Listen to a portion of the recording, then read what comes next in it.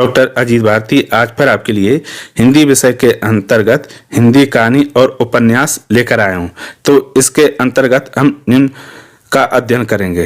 तो पहला रहेगा कहानी की परिभाषा, और फिर दूसरा कहानी के तत्व, तीसरा रहेगा कहानी की 4 विशेषताएं, और चौथा रहेगा प्रमुख कहानीकार और उनकी कहानियाँ। फिर आगे रहेगा उपन्यास की परिभाषा, उपन्यास का अर्थ, उपन्यास के तत्व, और फिर प्रमुख उपन्यासकार और उनके उपन्यास, कहानी और उपन्यास में अंतर, और उसके बाद कुछ प्रश्न भी रहेंगे। ठीक है, तो चलो शुरू करते हैं एक एक करके।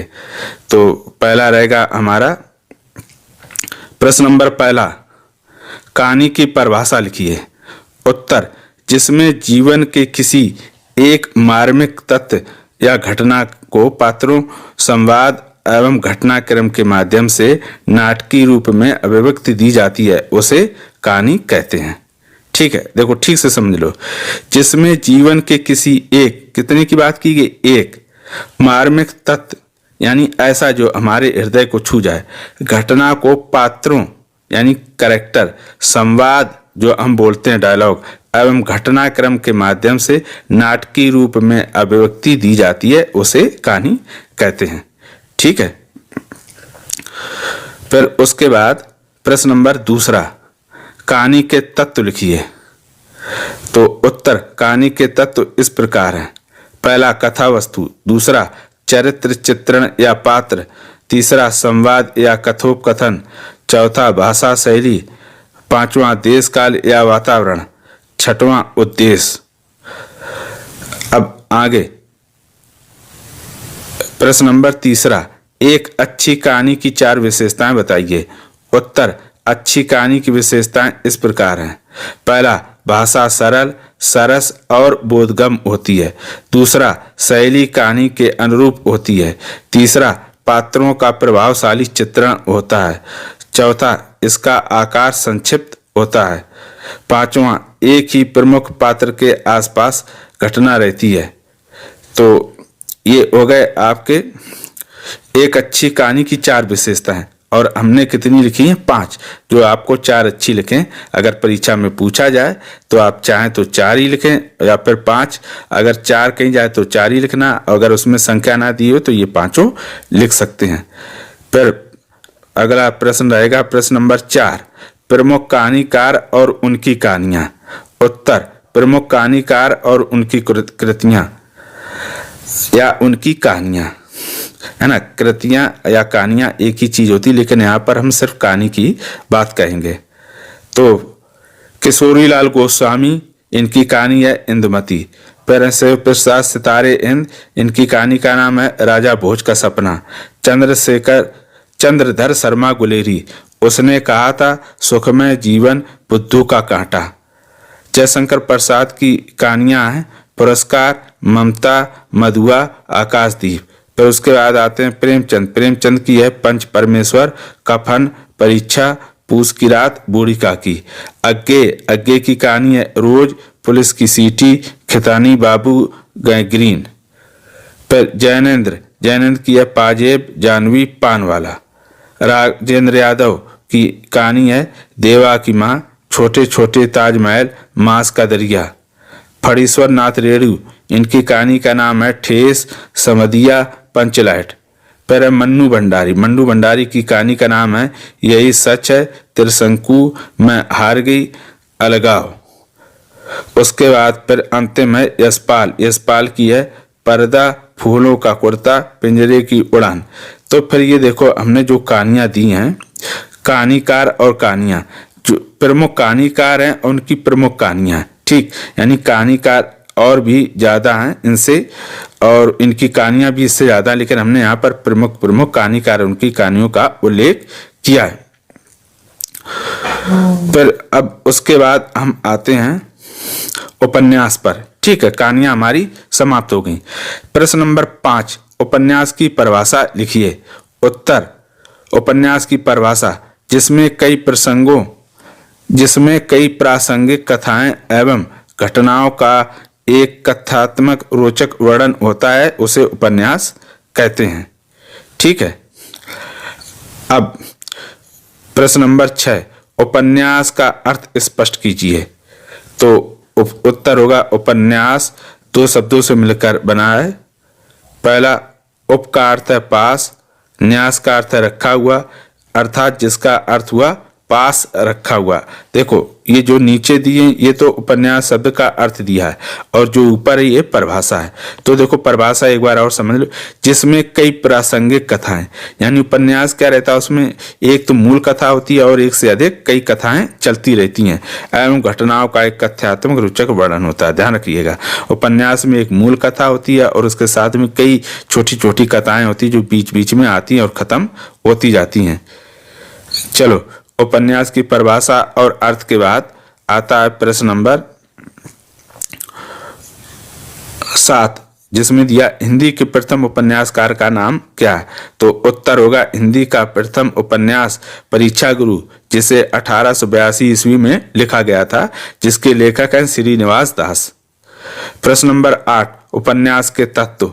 उत्तर, उपन्यास के तत्व इस प्रकार हैं। पहला, कथा वस्तु, दूसरा चरित्र चित्रण या पात्र, तीसरा संवाद या कथोपकथन, चौथा भाषा शैली, पांचवा देश काल या वातावरण, छठवां उद्देश्य। तो ये कुल हो गए 6 उपन्यास के तत्व। पर अब आते हैं हम आगे। प्रश्न नंबर 9, प्रमुख उपन्यासकार और उनके उपन्यासों के नाम लिखिए। तो उत्तर, देवकीनंदन खत्री, चंद्रकांता, संतत, भूतनाथ। फिर दूसरा है प्रेमचंद, गोदान, गबन, सेवा सदन, निर्मला, कर्मभूमि। वृंदावन लाल वर्मा, गढ़कुंडार, मृगनयनी, कुंडली चक्र। फणीश्वर नाथ रेणु, मैला आंचल, प्रति पर कथा, जुलूस।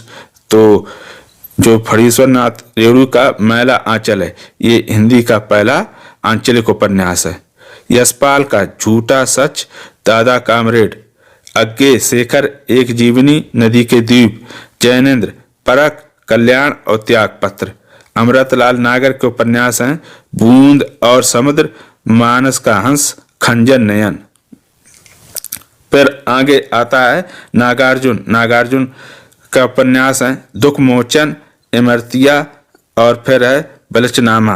अब हम उपन्यास और कहानी में अंतर जानेंगे। तो पहला, उपन्यास आकार में बड़े होते हैं, कहानी आकार में छोटी होती है।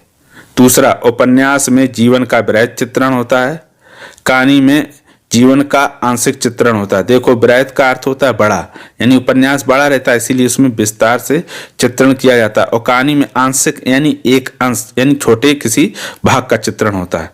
तीसरा, उपन्यास को पढ़ने में समय अधिक लगता है, कहानी को पढ़ने में समय कम लगता है। अब उपन्यास बड़ा होता है इसीलिए समय अधिक लगता है, जबकि कहानी छोटी होती है तो समय कम लगता है। फिर चौथा, उपन्यास का प्रत्येक स्थल प्रभावी नहीं होता है और कहानी शुरू से लेकर अंत तक सघन प्रभाव डालती है।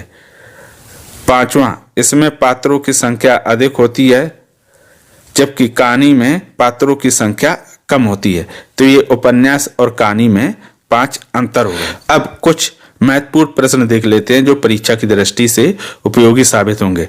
तो प्रश्न नंबर 10, आदर्शोन्मुखी यथार्थवादी उपन्यासों का सूत्रपात किसने किया? उनके किन्हीं 4 उपन्यासों के नाम लिखिए।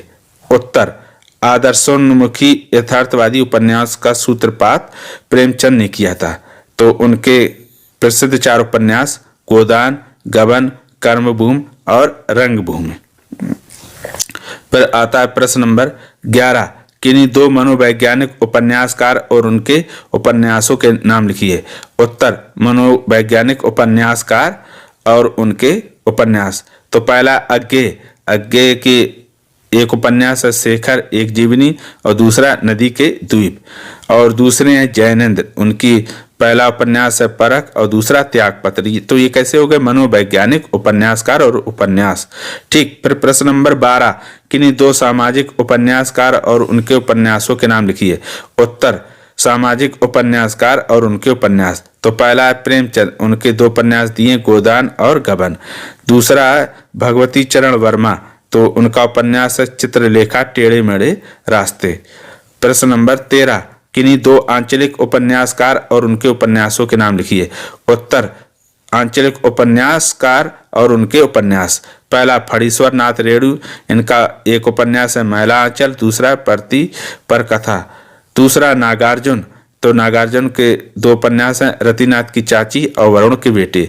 तो आंचलिक उपन्यासकार किसे कहते हैं ये समझ लो। देखो, आंचलिक उपन्यासकार उसे कहते हैं जिसमें लेखक किसी विशेष क्षेत्र को क्या बनाता है, विषय वस्तु बनाता है, केंद्र बनाकर लिखता है, उसे आंचलिक उपन्यास कहते हैं।